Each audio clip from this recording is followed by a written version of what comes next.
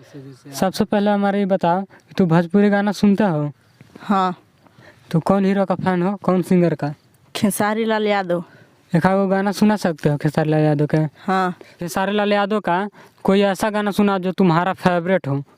कि जा जाइबू तो जाए सनम, देख के जिंदगी भखा तिर जखम, जानी सोचा हमारा बारे में, तोहरा खातिर हमारे माइल न रहे, ई प्यार काल्हे परसो के काइल न रहे, भुला गइलू ऐसे जैसे भइल न रहे, ई प्यार काल्हे परसो के काइल न रहे, भुला गइलू ऐसे जैसे भइल न रहे।